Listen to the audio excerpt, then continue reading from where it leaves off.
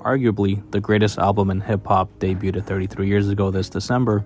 It was quite a year actually. Let's take it back to 1992.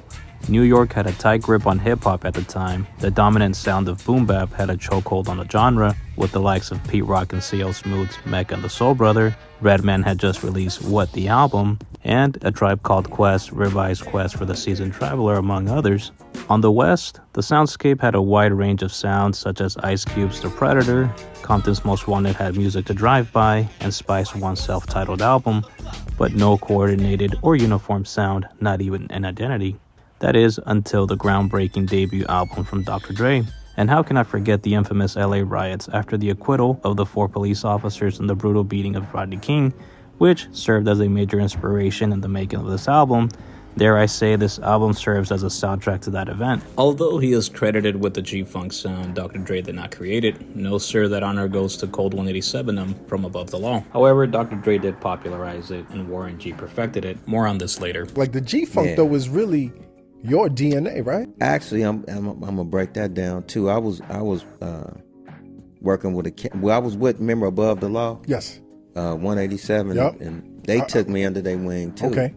It was all G-Funk. They was G-Funk, and they made me a part of G-Funk. Right. I was up under them for a long time, just learning. 187 was also showing me how to work on the drum machine at the same time too. What I did was I took it to another level, right? As far musically, and I started really promoting it and putting it out there, and I turned it into a genre. Putting like the musicals. The musical. Yeah, I turned it into a genre. I know this album has been discussed, dissected, and analyzed a million times over, but I wanted to share a perspective from a Chicano point of view, with some social commentary on why this album still has replay value all these decades later. I can't cover everything that went into the making of the album, or else this would be the never-ending story, but bear with me. They say hindsight is 20/20, and with 3 decades of praise and success for its production and craft, we sometimes overlook the fact that prior to its release, this was not a sure bet for Dr. Dre.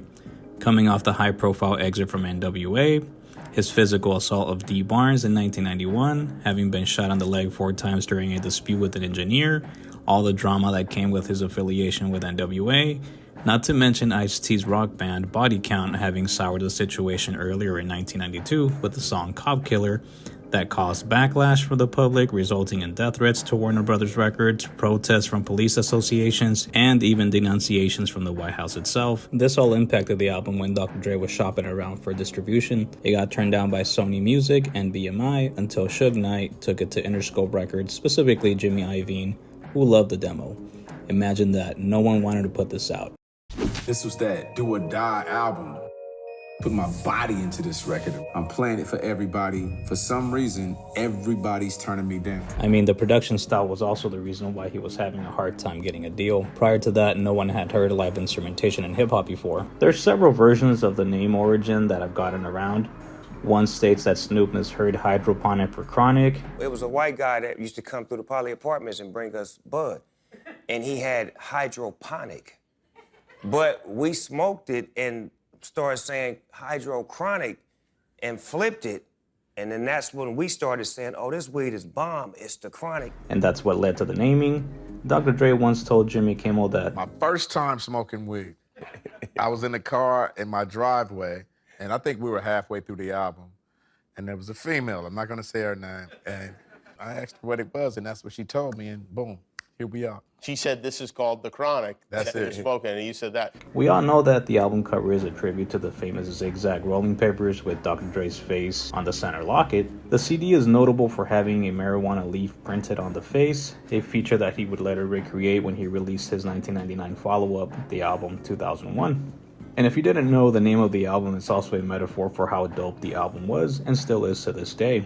And Dre's album was so bomb, it only was right for it to call it The Chronic. I personally own 3 copies of the album for a few reasons. 1, I love the album. 2, I have it in different media types. Just missing the tape. Speaking of, when the tape was first released, the tape itself was green to match the album's namesake and strain of marijuana. My vinyl copy was actually a gift from my girlfriend for my birthday, a 2023 pressing that I might just unbox when I make the video for YouTube.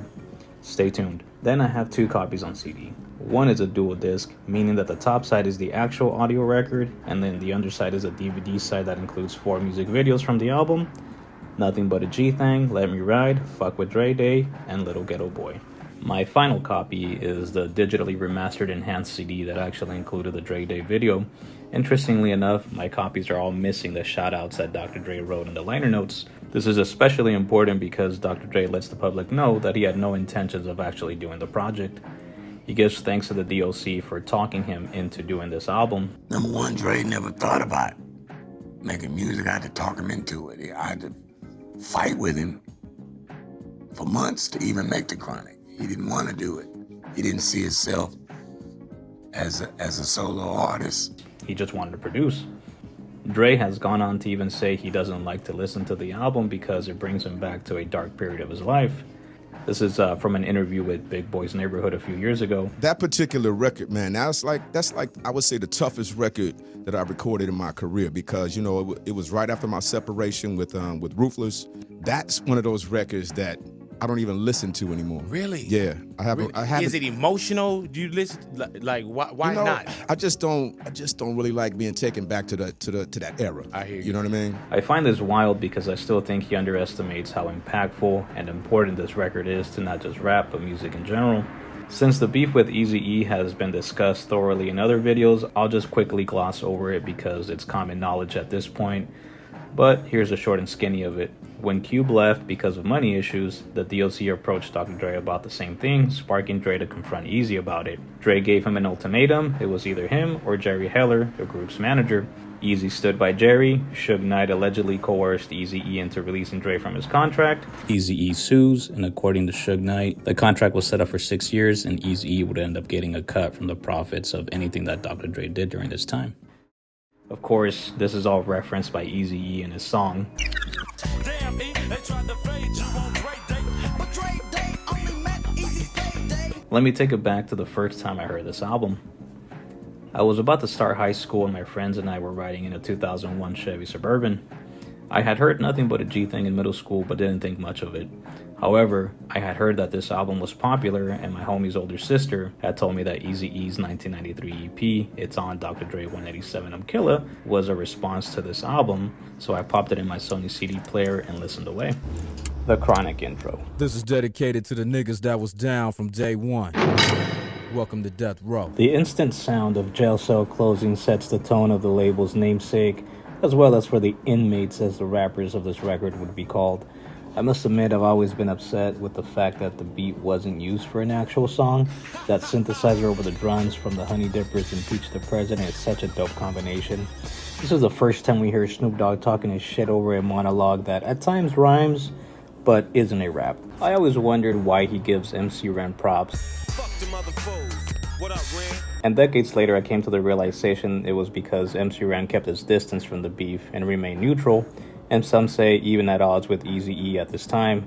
Notice he didn't make any appearances on Eazy-E's projects until 1995 on the motherfucking Real.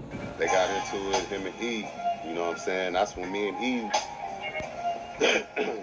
E, we had stopped talking for a while because it was like, I was still cool with both of them, you know what I'm saying? And I was cool with E. It's like, we just wasn't close no more like we used to be at that time because he wanted me to diss Dre, you know what I'm saying? And I was like telling him like, man, I'm not gonna diss Dre. I said, man, because I said, I wouldn't diss either one of y'all. I said, both of y'all like brothers. I said, I ain't gonna diss you with him and I'm not gonna diss him with you, you know what I'm saying? And I know he was hurt for a minute, like, you know, I could tell he was like, you know, and I hooked back up with him and did motherfucking Real. And we was talking about it. He was like, yeah, he was right. You know what I'm saying? The motherfucking Real.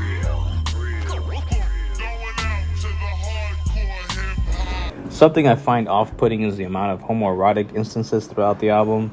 You can call it hypermasculinity, but that shit is just flat out gay. Protected by niggas with big dicks, AKs, and 187 skills. I want y'all to put these bizzos in your jizzos and work them like a strizzo. It's just Snoop Dogg doing all the shit talking until the end before Dre says the last word. Yeah, nigga.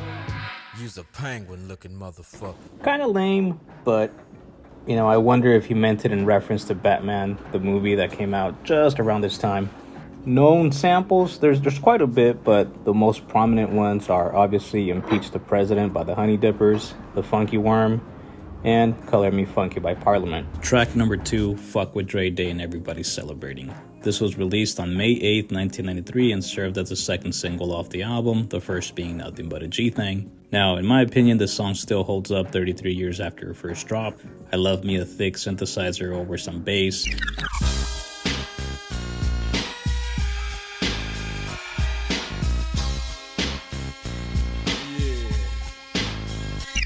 The song features a slowed-down bass line from the Funkadelic track and elements from a George Clinton song, Atomic Dog. This has been noted by Big Hutch, aka Cold 187 and From Above the Law, that it bears a strong resemblance to his group's song, Never Missing a Beat. If you pay attention at the 140 mark of the ATL song, a new bass line begins very similar to Dre Day, both sampling Knee Deep. Something new for ya. Mafia life. Black Mafia life. I hear. So get it right, y'all. He goes on to say that he had played this song and another at the video shoot for NWA's Appetite for Destruction, stating that his style served as nothing but influence for Dr. Dre. In the song, Dre talks shit and throws a few jabs. Easiest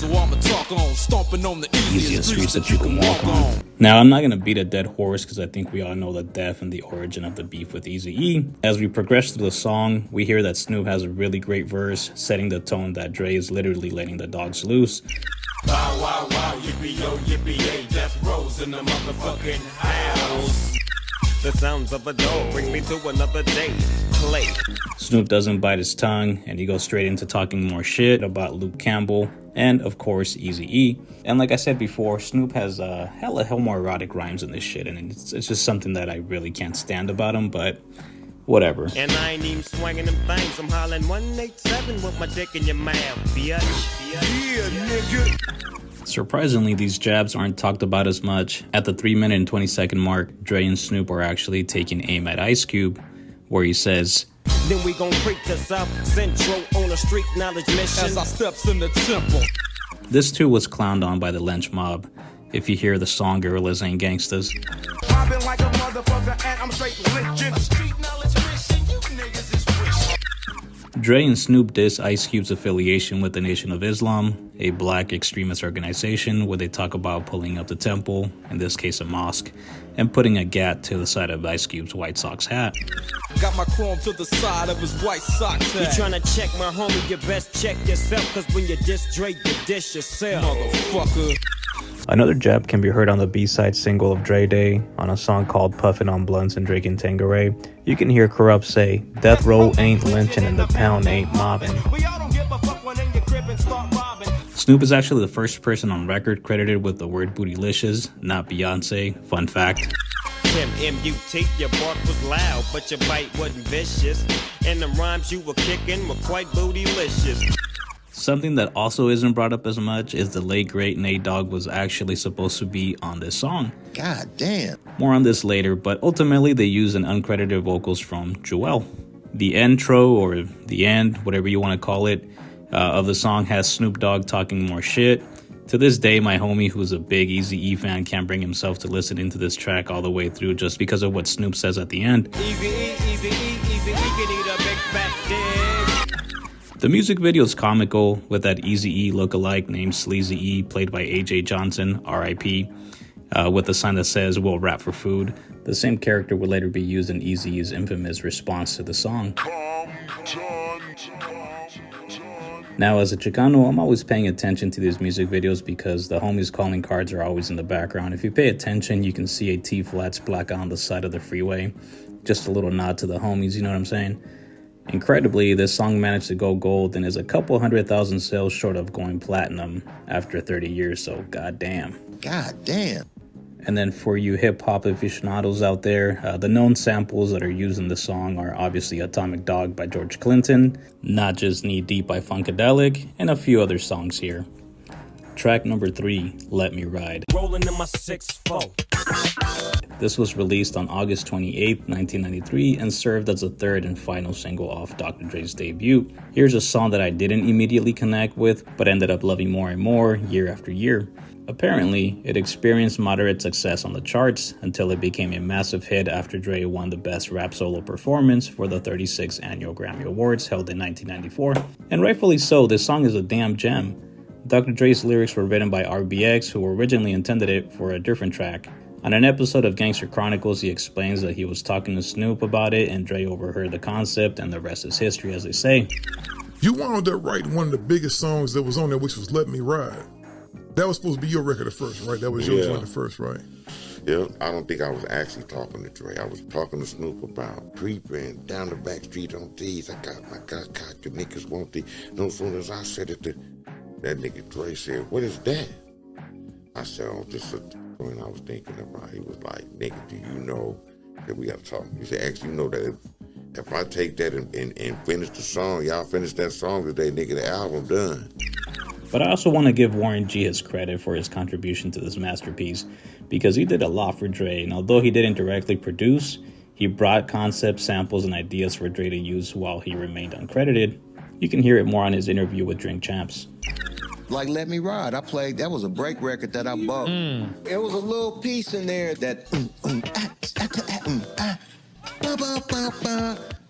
boom, boom, boom, let me ride. Well, I was doing, they know I was doing a sling down, and let me ride. It was all on that one record, and Dre took that shit and pieced that motherfucker together. When I heard it again, I was like, God damn. There's a cameo by Ice Cube which seemingly alludes to the fact that they squashed their beef. He is seen walking out of a woman's bathroom saying, "Damn right, it was a good day." Check this out. Obviously referring to his 1992 solo single by the same name. You know, I really wish that there had been a remix with Ice Cube on it. I think that would have been legendary at the time. God damn. Despite the Ice Cube cameo, there's a subtle jab aimed at him that feels more like a backhanded compliment when Dre says, "I don't represent no gangbangs, like lynch him, but I just watch him hang." Now, I can't end this song without mentioning that this song too bears an awful resemblance to Above the Law's Pimp Clinic. Take a listen here.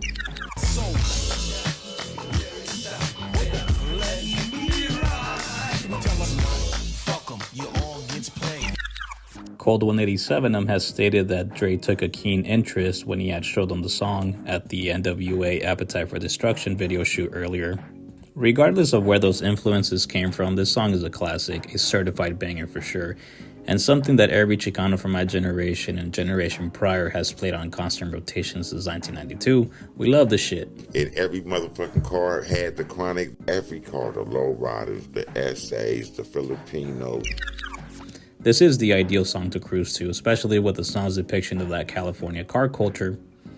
I also want to include that you can hear this song sampled on Cali Lifestyle's California Click.